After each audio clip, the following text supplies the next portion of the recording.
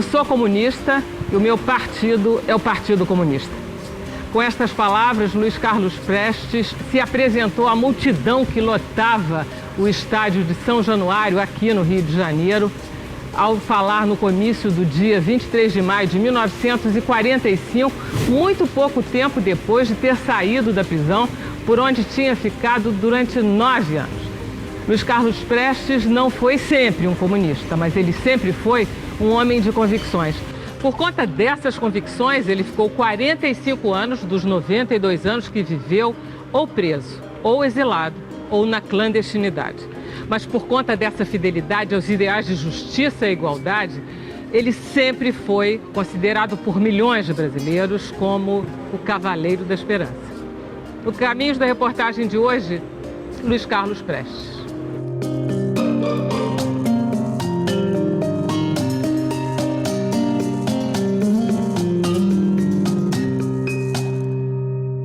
A infância do Prestes, ele foi uma infância muito difícil, né? Porque ele perdeu o pai em 1908, ele tinha apenas 10 anos. Ele era o único homem no meio de 5 mulheres e eles, como não quiseram receber ajuda da família do Sul, eles viviam muito pobremente aqui no Rio de Janeiro. O Prestes, inclusive, em vários momentos ele quis sair da Academia Militar e do Colégio Militar para trabalhar, para ajudar a mãe. Eu só fiz o curso da Escola Militar porque a minha mãe insistiu.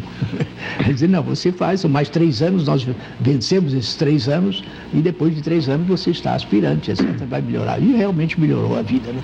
Só com os vencimentos de aspirante, já o salário do orçamento doméstico multiplicou por 3. Em 1922, Prestes participa da conspiração militar para derrubar o presidente Epitácio Pessoa. O episódio mais dramático da rebelião foi a Marcha dos 18 do Forte, quando um grupo de revoltosos enfrentou as tropas do governo de peito aberto na beira da praia de Copacabana. Era o início do movimento tenentista, liderado por jovens oficiais do Exército que queriam moralizar a República.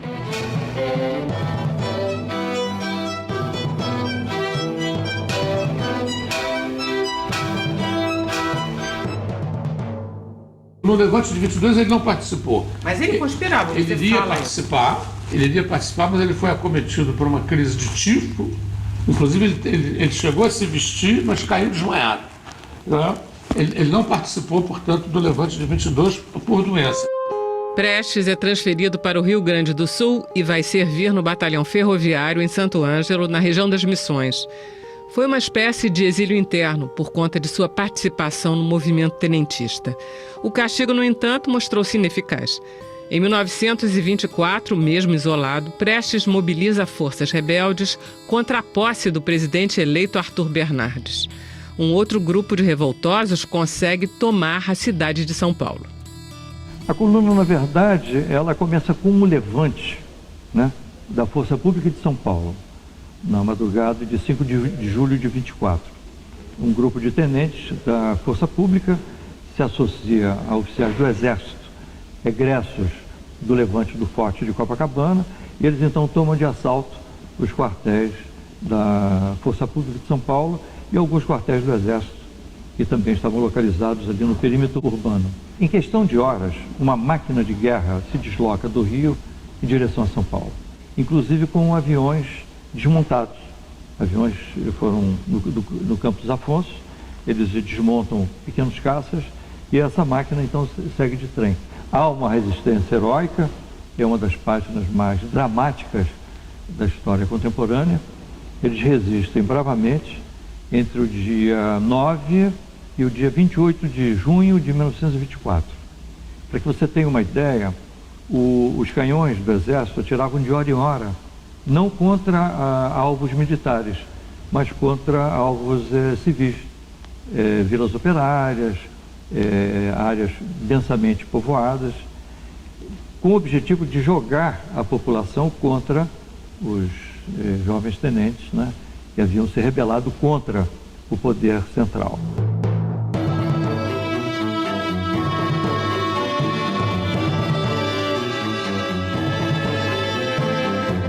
Então eles resolvem deixar a cidade em 13 trens com destino ao interior. Outros tenentes em outros lugares do Brasil tentam fazer também levantes, né?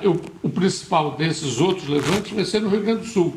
E aí o Prestes, que estava lá, vai desempenhar uma função importante, não só pelo seu dinamismo pessoal, mas porque ele tinha patente maior entre aqueles que estavam na rebelião. Ele já era, na época, capitão do Exército. O grupo comandado por Prestes rompe o cerco legalista e decide partir ao encontro dos revoltosos paulistas. Os quartéis do Rio Grande estavam desarmados. Dos 1.500 só pude dar armas longas somente a 700. Os outros estavam de revólver e pistola na mão. A questão de munição era precaríssima, a situação de munição. Eles se juntam em Foz do Iguaçu, no leste do Paraná, onde são mais uma vez cercados. Saímos do sítio ali de São Luís depois de 2 meses, conseguimos nos unir aos companheiros de São Paulo no Paraná e como não podíamos ficar também ali enterrados, atravessamos o Rio Paraná, entramos no Paraguai e fomos a Mato Grosso. E iniciamos a marcha. A volta ao Brasil acontece por Ponta Porã. Ali, as tropas decidem sair em busca do apoio popular pelo interior do Brasil. A marcha ficaria historicamente conhecida como a Coluna Prestes. Mas as dificuldades logo no início do trajeto já foram grandes. Aqui em Mato Grosso, o problema foi o Pantanal. Eles tinham que seguir com água na altura do peito, com as armas acima da cabeça para não molharem e para dormir só em cima das árvores. A coluna deve a sua sobrevivência, em grande medida, ao fato de que os seus chefes, e Prestes aí desempenhou um papel importante, mas não foi o único que teve essa visão, né? Outros chefes militares também estavam convencidos de que você só sobreviveria se adotasse a guerra de movimento, né?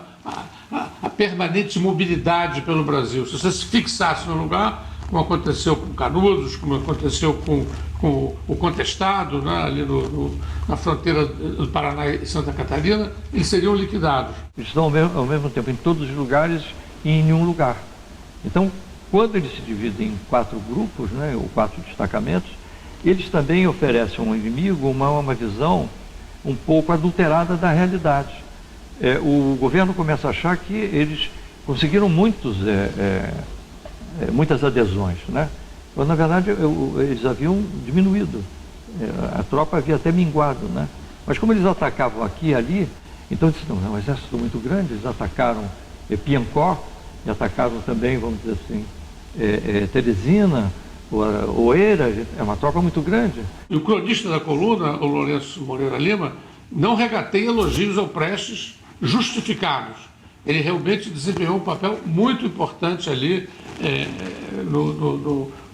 nas decisões, né? Ele era um firme defensor da guerra de movimentos, um cara muito ousado. No entanto, é de justiça insistir em que a coluna foi dirigida por um duo, né? Era o Miguel Costa e o Prestes. O Prestes era muito querido da tropa, né? Ele era uma pessoa muito humana, ele alfabetizou, ele usava alguns horários livres para alfabetizar os soldados, ele ficava sempre ao lado daqueles que eram vítimas de ferimentos graves e com chances remotas de sobreviver. Então ele ficava ali até que, né, aquela chama de vida se apagasse, né? Enquanto que a maioria dos chefes mantinha uma certa atitude assim de elite, né, em relação aos soldados em geral, o Prestes não. O Prestes sempre foi um homem que intercambiou muito, que discutia muito, conversava muito com os soldados e por isso era muito reverenciado pelos soldados. Até Rondon liderou tropas do governo contra os revoltosos, mas simplesmente não conseguiam cercá-los e derrotá-los.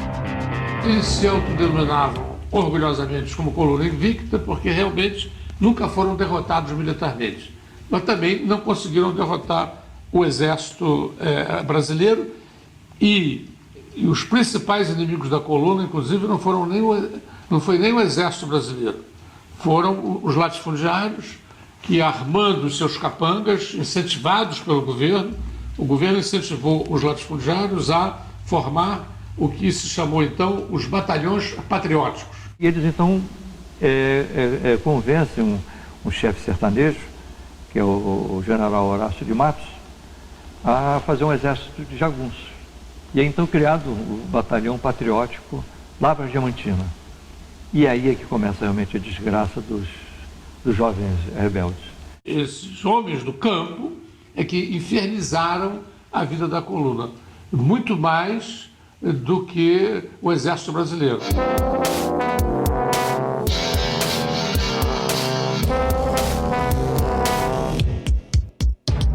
Em Piancó, na Paraíba, né, quando eles veem bandeiras brancas, né, que era o sinal de que seriam bem recebidos, eles são vítimas de uma emboscada, né, do padre Aristides.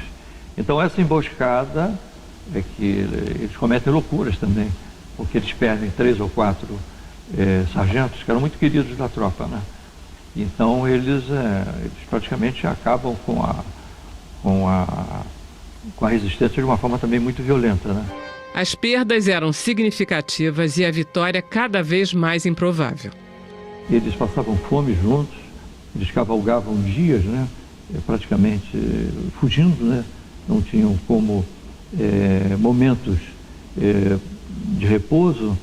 E eu me lembro de uma frase, que, se não me engano foi do Cordeiro de Farias, ele dizia assim: nós na verdade não formávamos um grupo, nós éramos uma grande confraria, né? Então, e uma coisa que o Cordeiro de Farias me contou uma vez, é de que aqueles soldados, né, que participavam da marcha, em grande parte da Força Pública de São Paulo, que foi a espinha dorsal da coluna Prestes, eles se amarravam aos cavalos, né, para morrer nos braços dos seus companheiros. Quer dizer, feridos mortalmente, eles sabiam que tinham poucas condições de sobreviverem, então, com a ajuda dos outros amigos ou companheiros, eles eram amarrados aos cavalos porque eles queriam morrer nos braços dos seus oficiais. Foram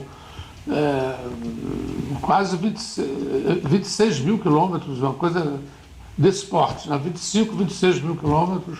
Foi uma saga extraordinária. De Mato Grosso, a coluna adentra Goiás e de lá segue para Minas Gerais, Bahia, Maranhão e Piauí. Percorre o sertão e o agreste nordestinos e desce mais uma vez até Minas Gerais. A decisão de bater em retirada segue uma rota tortuosa. O objetivo é escapar das tropas do governo e dos grupos de jagunços. Em 1927, consegue finalmente voltar a Mato Grosso e parte para o exílio na Bolívia. Mais a pé do que a cavalo. O próprio Prestes diria, ironicamente, né, que ele é chamado o Cavaleiro da Esperança, mas devia ser o andarilho da esperança, porque na maior parte da coluna ele andou a pé. Foram 25 mil quilômetros, percorremos 13 estados do Brasil, enfrentando tropas 10, 20 vezes superiores às nossas. E isso revelou, pelo menos, uma questão surgiu, que é o povo brasileiro, quando confia na liderança, é capaz da maior abnegação. Eles estavam muito enfraquecidos, estavam reduzidos, eles tinham começado com cerca de 1.500 homens, estavam reduzidos a 600, e em frangalhos, com muito pouca munição, muito poucas armas, né? E aí eles resolvem, então, passar para o exílio em fevereiro de 1927, na Bolívia.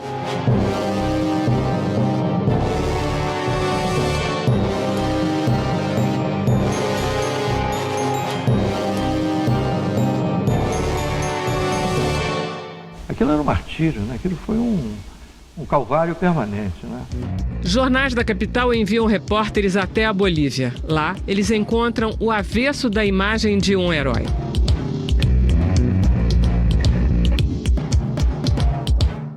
Prestes era um homem simples e austero. Essa figura da virtude cairia nas graças do povo. Prestes sempre será conhecido como Cavaleiro da Esperança.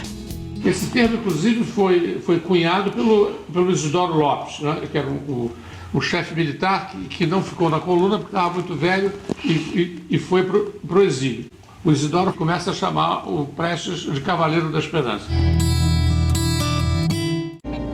Em 1984, por conta das comemorações dos 60 anos da coluna, Prestes volta a Santo Ângelo, ponto de partida da Grande Marcha, e lá se reencontra com 11 antigos companheiros que ainda viviam na região.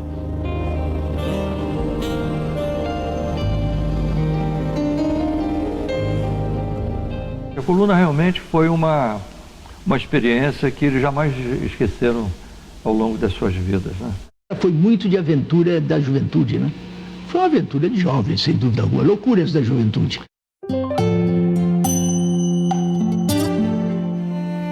Loucura ou não, a dura realidade encontrada nos locais do interior do Brasil por onde passou a coluna torna-se uma referência permanente para Luiz Carlos Prestes.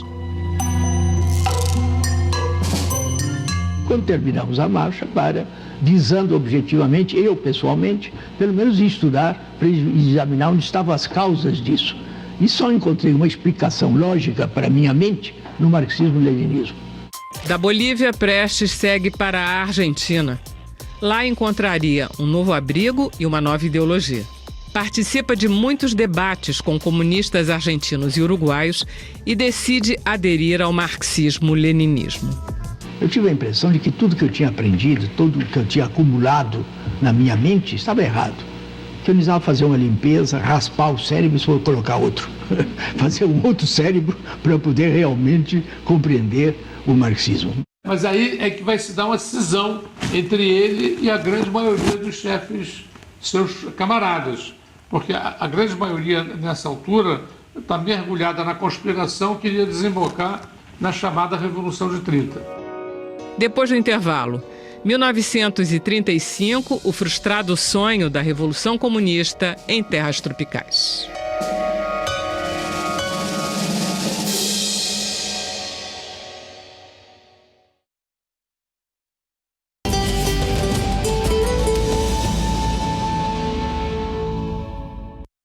O movimento político que depois Washington Luiz da presidência da República e colocou Getúlio Vargas no catete chamou-se a Revolução de 30. Luiz Carlos Prestes, líder inconteste da coluna, foi o único tenentista que não participou da conspiração. Nesse momento, ele escolhia a Revolução Comunista. O Prestes chega a ter 2 conversas com o Getúlio, lá em Porto Alegre. Entra clandestinamente no país e tem essas conversas, mas são conversas que não resultam em nada. O Prestes está ganho já para a perspectiva do comunismo, está ganho para a perspectiva de uma revolução social no Brasil.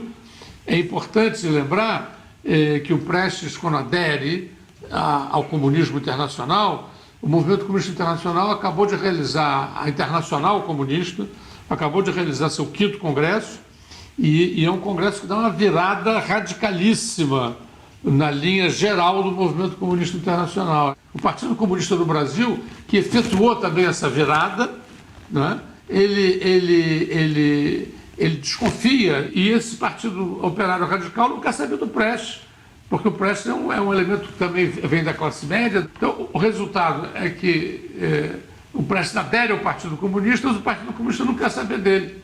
Fui considerado membro do partido por ordem da Terceira Internacional, porque a Terceira Internacional nessa época realmente mandava nos partidos, deu ordem e eles publicaram no dia 1º de agosto de 34, a classe operária, que era o órgão, o jornal do partido, publicou a minha adesão ao partido. Eu entrava como membro do partido.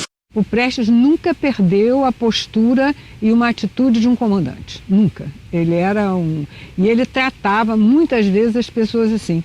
Não por querer desprezá-las, nada disso.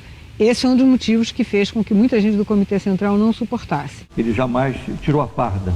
Ele sempre foi um homem de caserna, com aquela rigidez da disciplina, né? Ele nunca se libertou disso. O Prestes resolve, então, ir para a União Soviética, onde ele e a família chegam, não é, em novembro de 1931. A União Soviética o reconhece como comunista. O acolhe como grande chefe revolucionário, não é, como grande chefe revolucionário brasileiro. Na União Soviética, em 1934, os comunistas brasileiros chegam com informes delirantes, né, dizendo que a revolução no Brasil é iminente. Eles apresentam, por exemplo, o cangaço como uma linha auxiliar do Partido Comunista Brasileiro. que aliás na época era Partido Comunista do Brasil. Falam de guerrilhas rurais já em curso no Brasil, falam e que o partido é fortíssimo no Exército, na Marinha. O Prestes fica alucinado para voltar para o Brasil, né, e participar dessa aventura. A possibilidade de uma revolução comunista no maior país da América do Sul faz a União Soviética aprovar o envio de agentes para dar suporte a Prestes no Brasil. Uma militante comunista alemã cuidaria de sua segurança. Seu nome, Olga Benário. A Olga é uma grande revolucionária alemã, né? Fez muitas ações lá na Alemanha, inclusive a mais famosa, que ela libertou com armas na mão o namorado, que era um dirigente comunista que estava preso. E na hora que o juiz manda apresentar-se o preso Otto Braun, a hora que eles entram com o Otto, Olga, pula no gogó do soldado que está escoltando o preso e diz: se você não soltar ele agora, eu te dou um tiro na cabeça.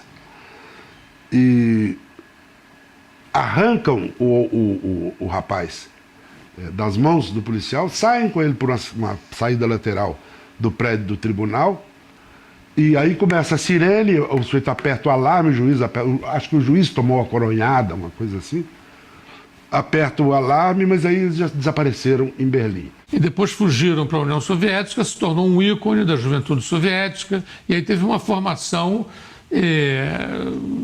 se tornou uma agente dos serviços secretos do Exército Soviético, e por isso que ela ganha a missão de acompanhar o Prestes. Ela já tinha ouvido falar da coluna, e quando eles foram apresentados, ela sente uma certa decepção. Ela contou isso para as amigas na cadeia depois, e uma delas me contou que as histórias do Prestes eram histórias de um mito, de um gigante, que ela era uma mulher alta, tinha uma mulher de 1,78 m, que ela ficou um pouco decepcionada na hora que ela viu que o Prestes era miudinho, franzino, que ela imaginava um gigante latino, daqueles de estátua de realismo socialista, né? A missão dela não era de vir ao Brasil participar do movimento revolucionário.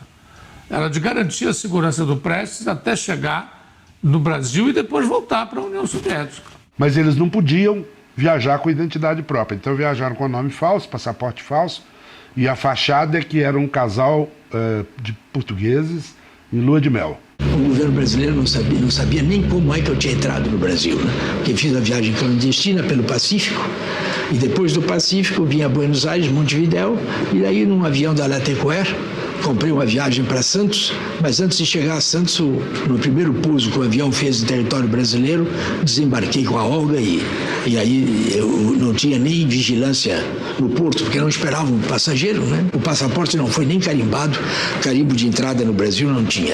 E vem de carro até São Paulo, dormem uma noite em Itapetininga, que é uma cidadezinha aqui hoje é uma cidade grande, no sul de São Paulo, vêm para aqui, para a capital, para São Paulo, e vão se hospedar na casa de um milionário italiano chamado Celestino Paraventi. E aí ele consegue um carro grande para levá-los até o Rio de Janeiro e manda furar a tampa do porta-malas do carro com uma broca, com uma furadeira, porque se por acaso eles precisassem, um dos dois ou ambos, precisasse ir para o porta-malas do carro, não morrer asfixiado. Quando chega ao Rio, Prestes encontra um clima de grande mobilização política. A Aliança Nacional Libertadora centralizava a oposição a Vargas. O Getúlio vivia uma situação muito instável, né? O Prestes era realmente um homem que aparecia, então, como um grande líder potencial da opinião progressista. Não gratuitamente, em março de 1935, né, quando da fundação formal da Aliança Nacional Libertadora, né, a ANL, ele é escolhido, ovacionado, como o presidente de honra da ANL. A Aliança levava à rua milhões de pessoas. Há livros que dizem que em pouco tempo haveria 2 milhões de filiados à Aliança, se continuasse naquele ritmo que ia. No entanto, a Aliança foi fechada e não houve manifestação contrária. Sabe o que me lembra? As diretas já. Você tem povo na rua, aquela indignação, aquela coisa, de repente, nada. Mesmo com a Aliança Nacional Libertadora na ilegalidade, Prestes acredita que a revolução é possível. Ele volta para o Brasil para fazer a revolução que não tinha se concretizado na época do tenentismo, na época da coluna Prestes. E ele agora tem não só aquela garra, aquele ímpeto, como ele acha que ele agora está armado com a teoria do marxismo, que agora pode dar certo. A ideia de que a União Soviética decidiu a insurreição de 1935 é uma balela, porque foram os revolucionários brasileiros que levaram os soviéticos pelo nariz. Eles receberam informação daqui do Brasil equivocada, de que o Brasil estava prontinho para uma revolução socialista. Havia ali uma expectativa de participação de núcleos operários, que afinal se frustrou inteiramente, né? Mas que permitem ver a Revolução de 1935 não como uma quartelada, né? Mas como uma proposta insurrecional de uma revolução social, nacional libertadora. Mas a ideia era que a insurreição dos quartéis fosse apenas a espoleta que ia desencadear um vasto movimento que se esperava estar maduro para acontecer. A mobilização política no Nordeste é intensa. Rebeliões explodem em quartéis de Natal e do Recife e precipitam as ações na capital federal.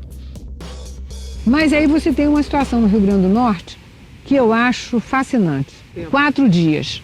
Nesses 4 dias, eles decretaram pão de graça, transporte de graça, foram, de uma beleza essa insurreição, porque é de uma pureza, de uma ingenuidade também. Eles foram ao Banco do Estado do Nordeste, a todos os bancos de lá, botavam o dinheiro em sacos e sacos, levavam para a Vila Cincinato, onde eles estavam, onde tinham a sede, e distribuíam.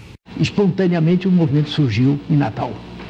E arrebentando em Natal teve o apoio no Rio Grande do Recife, e nós chegamos aqui numa situação informados de que tínhamos bases em quase todos os quartéis, que era o que o Miranda nos informava, e nós pensamos que era necessário apoiar aquela luta, não deixar os companheiros do Nordeste sozinhos, e apoiamos. Foi o golpe de 27 de novembro aqui no Rio de Janeiro, preparado com grande atraso, porque as tropas já estavam de prontidão, etc. Mas ele foi um desastre, foi uma derrota rápida devido justamente a isso. Né? Foram todos contra a insurreição, inclusive o Berger, inclusive o Guioldi. Mas o Prestes insistiu e disse, eu tenho a Marinha na minha mão. E diante da autoridade de Prestes, todos concordaram. E aí foi uma loucura. Pessoas fabricando bomba em casa, ninguém tinha organização nenhuma, e o partido não tinha a menor mobilização. Na verdade, o que não teve foi apoio dos quartéis. E a população não tinha armas, a população civil, que eventualmente apoiasse a derrubada do governo, não tinha como. Então o Dutra, que era o ministro, que ainda não era ministro da guerra, era comandante de uma divisão militar do Rio de Janeiro, o Dutra em poucas horas vai lá na Urca, né, na Praia Vermelha, vai lá, arrebenta aquilo, não morreu ninguém, mas prendeu todo mundo.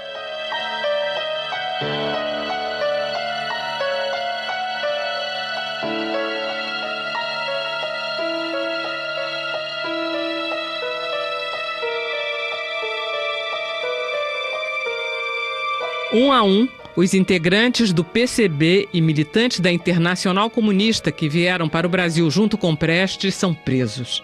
Todos são brutalmente torturados. A polícia começou a bater o Meyer. Cercou o Meyer inteiro e começou a bater o Meyer. Era uma turma que... 3 turmas trabalhavam 8 horas por dia batendo casa por casa.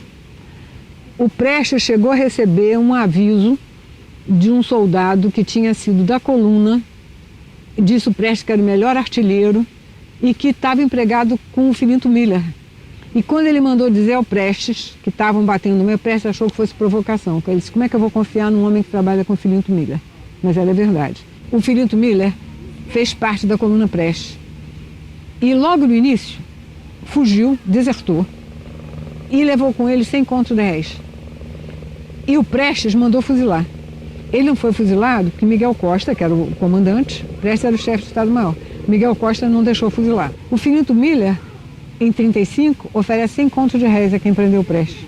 Olga Benário e Luiz Carlos Prestes são presos na madrugada do dia 5 de março de 1936 e trazidos para cá, para a sede da Polícia Central. É a última vez que os dois se veem.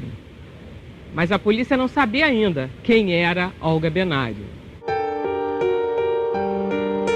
Simpático ao regime nazista, o governo Vargas, ao descobrir que Olga Benário era alemã e comunista, decide deportá-la mesmo estando grávida. Ela não sabia que estava grávida. Ela descobriu que estava grávida na prisão. A Olga estava convencida que ela não seria deportada, porque a lei brasileira previa que uma mulher com filho de brasileiro não podia ser extraditada. A legislação, no entanto, não é respeitada. A intenção da deportação é atingir Prestes, quebrar e humilhar o Cavaleiro da Esperança. A história aí começa a ser muito trágica, porque nesse momento eles derrotam o Cavaleiro da Esperança, né? Ela é colocada grávida num navio, no primeiro navio alemão, primeiro cargueiro alemão, que nem era alemão, na verdade, La Coruña, ele estava fretado para a Alemanha, a Espanha do Franco, né? E ela é mandada para Hamburgo, de lá ela vai para o hospital prisão, e ela tem a menina lá. A menina nasceu quando a revolta fez 1 ano, frustrada a revolta. Dia 27 de novembro de 1936, nasce a Anitta. E aí é importante enfatizar o seguinte, que de modo geral a responsabilidade exclusivamente vai nas costas do Getúlio Vargas. E deve mesmo, ele foi o grande responsável. Porém, houve um recurso ao Supremo Tribunal Federal. E o Supremo Tribunal Federal, por unanimidade, não é? Com vários pareceres de eminentes juristas brasileiros, por unanimidade, resolveu a deportação da Olga. E essa deportação suscitou muito pouco protesto na sociedade brasileira. No próximo bloco, Prestes e o drama da morte de Olga Benário.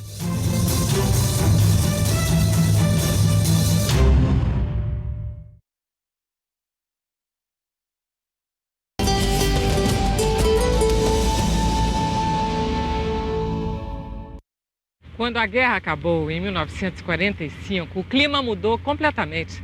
A democracia era exigida nas ruas. A imprensa foi liberada. Getúlio Vargas assinou a anistia aos presos políticos e Luiz Carlos Prestes saiu da cadeia. As passeatas, os comícios, as manifestações se sucediam, como o comício que aconteceu aqui, no Pacaembu, em São Paulo, em julho de 1945.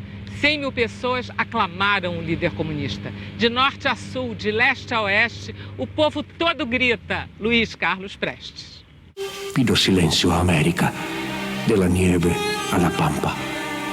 Silencio. La palabra al capitán del pueblo. Silencio, que el Brasil hablará por su boca. Viva o Brasil, livre, unido, democrata e progressista. Ele sai daqui e vai para a Estação da Luz para pegar um trem, para voltar para o Rio de Janeiro. Na hora que ele está na Estação da Luz, vem um repórter da Associated Press, capitão, senador, não sei se ele já tinha sido eleito senador, acho que ainda não. Capitão, no momento acabou de chegar uma informação aqui, dizendo que descobriram que sua esposa foi executada em 42, portanto 3 anos antes, foi executada em 42 numa câmara de gás em Bernburg, na Alemanha. Todo mundo sabia que Bernburg era um campo uma câmara de gás. Era uma antiga escola, um antigo hospital que tinha um vestiário grande para atletas, enfim, para os estudantes, não me lembro.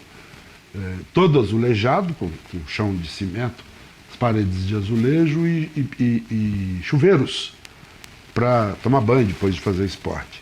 E elas, sem roupa, eram colocadas aquela coisa grande, como se fosse um banheiro grande, e não era água que saía dos chuveiros, era gás.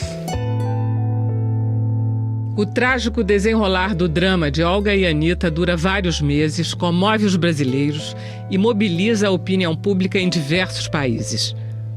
A mãe do Prestes, né, logo depois da prisão do Prestes e da Olga, a mãe do Prestes, que está em Moscou, pede aos soviéticos para que ela seja autorizada a ir para a França para fazer uma campanha pela libertação do Prestes, da Olga e do menino, não se sabia, enfim, do filho deles que estava na barriga da Olga. E aí há uma campanha internacional liderada por grandes escritores, pintores, artistas na Europa, sobretudo, e da qual participava valentemente Dona Leocádia, mãe do Prestes, a velha que deu trabalho para os alemães. Vieram aqui e conseguiram, no jeitinho, né, brasileiro, uma declaração reconhecida em cartório do Prestes, dizendo que era pai. Daí isso serviu, então, para que a criança fosse entregue a Leocádia. O Sobral Pinto, ele deu um atestado que foi só aí, e isso antes da guerra, isso foi em 1938, senão não teria entregue. A força dessa campanha foi muito importante, tanto que eu sempre digo, né, que eu me considero assim, filha da solidariedade internacional. Foi a força dessa campanha que conseguiu que, afinal, a Gestapo, incomodada, né, por essa campanha, me entregasse a minha avó e a minha tia, ainda cometendo um ato de extrema maldade, né, que embora as duas pedissem de todas as formas que pelo menos a minha mãe pudesse vê-las, não precisava nem falar, mas ver, né, que eu estava sendo entregue, né, à família do meu pai. A Gestapo não permitiu isso de maneira nenhuma. E foram momentos de muito desespero para ela, porque ela não sabia qual era o meu destino, né? E só alguns dias depois, né, que ela, através de correspondência, conseguiu, né, ficar mais calma, saber que eu estava em boas mãos, né? Então a história foi essa.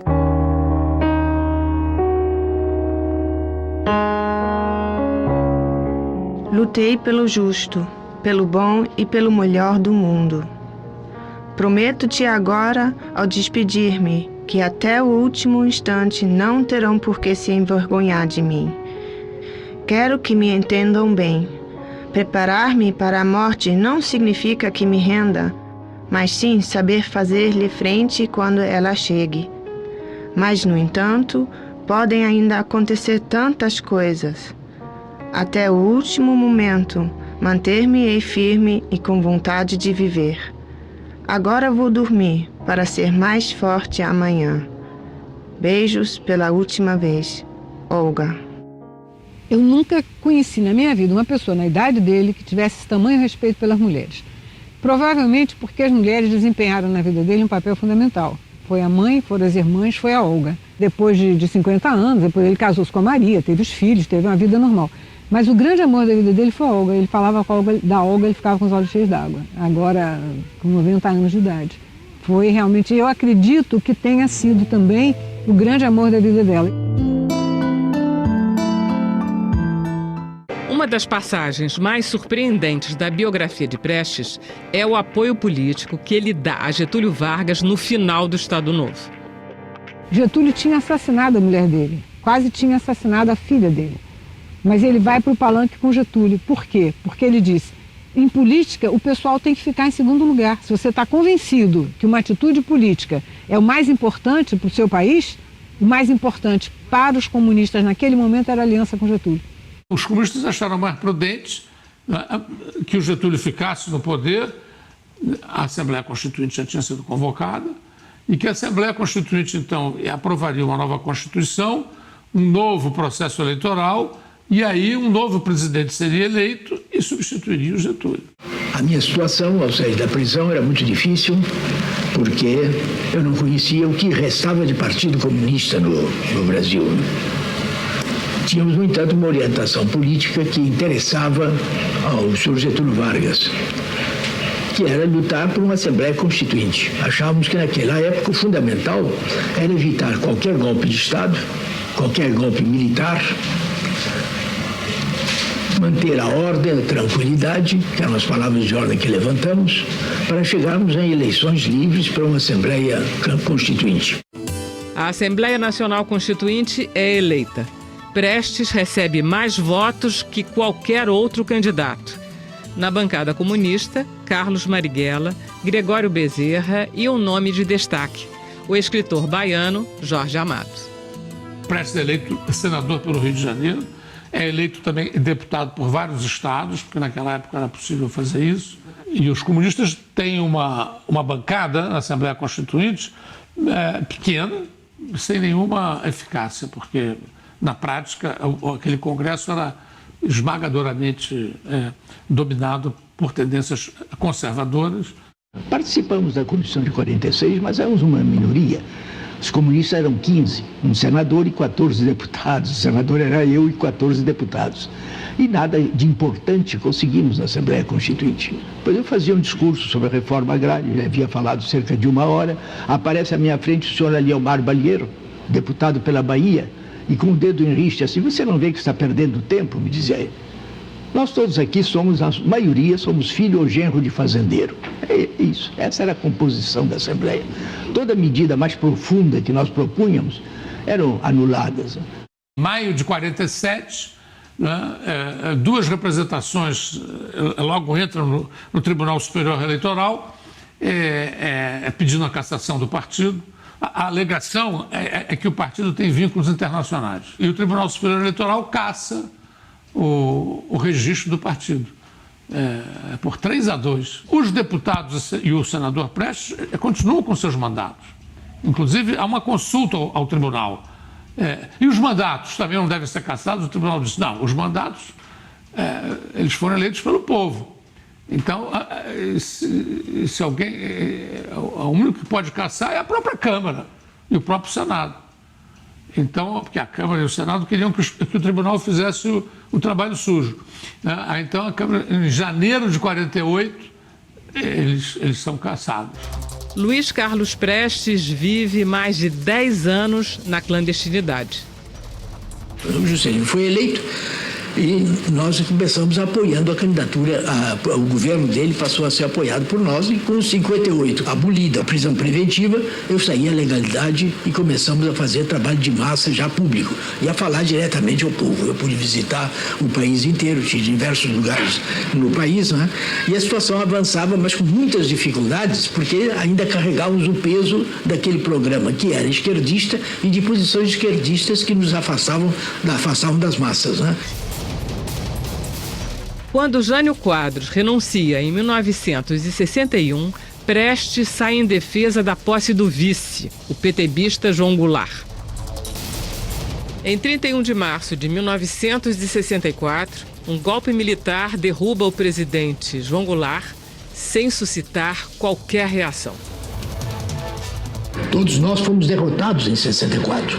O Partido Comunista, o Movimento Nacionalista e Democrático e também a classe operária. E a classe operária sofreu a pior derrota, que é a derrota sem luta. Recuou sem lutar. O nome de Prestes encabeça a lista de inimigos do novo regime.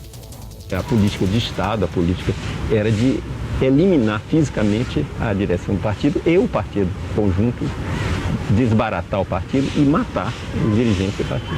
Tem algumas teses que eu já ouvi, mas eu considero absolutamente equivocadas, que o Prestes não teria sido preso nesse período por um respeito ainda existente dos militares com ele.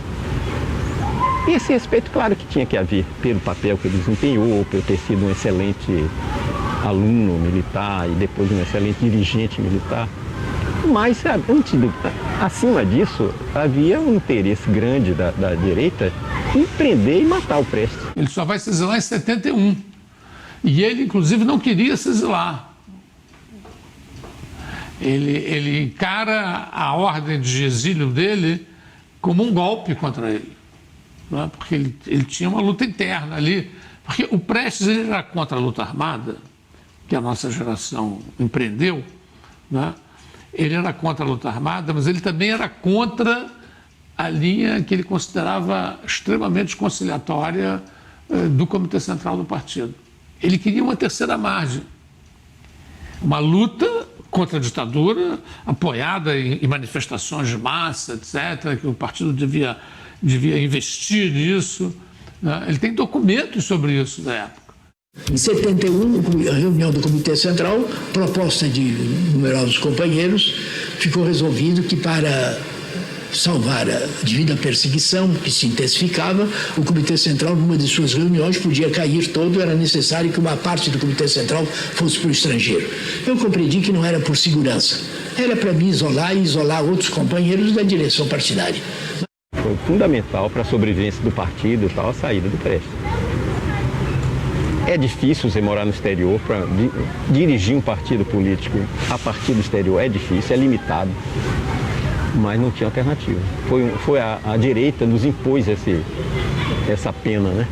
O novo exílio dura 8 longos anos. Prestes só deixa a União Soviética após o decreto da anistia em 1979. Um brinde pela vitória da democracia no Brasil e nos demais países vizinhos da América Latina. Seu retorno é muito aguardado. Nenhum outro exilado teve uma recepção tão calorosa. Foi um dos seus últimos momentos de glória.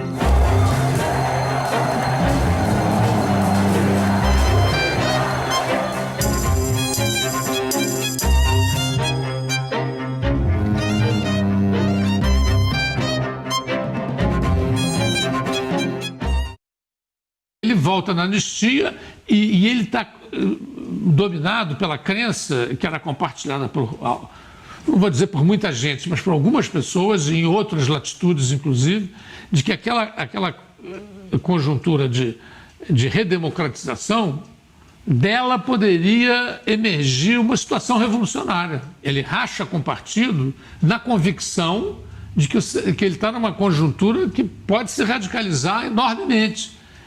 Mas uma coisa o bloqueia, ele não consegue apoio internacional. A União Soviética, ele vai à União Soviética e vai a Cuba também, mas o Fidel lá e os caras disseram negativo, a gente está com a maioria do Comitê Central. A vida dele toda, Vera, foi uma vida de muito espírito de partido, como se diz, espírito de corps, né? A vida toda ele procurou divergir, discutir, debater e compor, chegar a uma solução que permitisse a vida do partido, a continuidade da atividade do partido, da direção, toda a vida, décadas. E chegou um ponto que ele rompeu. Então ele foi uma surpresa. Em 82 ele tem uma grande decepção, né? Porque ele quer se candidatar. E ele procura a legenda do PMDB, do PDT e do PT. E todas as legendas recusam ele. Esse pessoal tinha aproximação, digamos assim, cortejava o Prestes, mas na hora de permitir que ele fosse candidato, não permitiu. Depois da volta ao Brasil, em 1979, com a anistia, Prestes, mesmo com 81 anos, participa intensamente da vida política do país. Em 1984, numa passeata preparatória ao comício das diretas, que vinha da Candelária até aqui, ao obelisco da Rio Branco, Prestes, ovacionado pelo povo, mostra que continua exatamente o mesmo. Um apaixonado e combativo militante. No último comício das diretas, a primeira vez é que não deixam de falar. No primeiro aqui do Rio ele fala, mas no segundo ele já não fala. Em outros comícios ele vai forçar a sua presença, né? Mas eles já começam a discriminá-lo, né? Porque ele tem um discurso muito radical. Ele teve uma atividade intensa política nos últimos 10 anos, fez imenso número de conferências, palestras, viajou o Brasil todo, foi um ativo militante político. Saudamos o povo do ABC, saudamos, por intermédio de vocês, todo o povo paulista e a sua classe operária. Em 89, ele ficou muito abalado com a derrota para o Collor, que ele participou ativamente daquela campanha, ele já tinha 91 anos de idade. E com o muro, caiu o muro, e é possível que ele tenha até pensado o que vai acontecer com a União Soviética. Na época ninguém previa ainda a desagregação da União Soviética. Acho que enfraqueceu muito ele, né, essas duas derrotas simultâneas. Luiz Carlos Prestes morre aos 92 anos de idade em 1990. Foi um homem, eu acho, notável.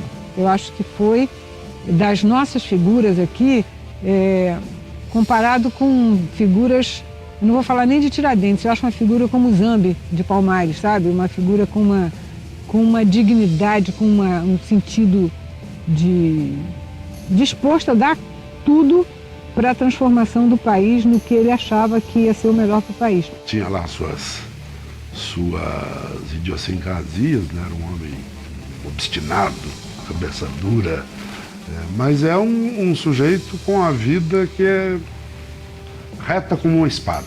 Era uma pessoa, eu acho que talvez muito marcado pelo sofrimento, né? Foram os anos de clandestinidade, né? A vida no exílio, né? Isso muda muito as pessoas, né? O que eu acho admirável nele é a firmeza dele no que ele pensa. Achei muito formidável para qualquer brasileiro, nas ideias de uma sociedade melhor, mais igual do que a que a gente vive, num país com as elites tão despreparadas, tão conservadoras, e vem de pouco tempo do escravagismo. Quer dizer, uma pessoa ter esse ideal de vida é uma coisa formidável.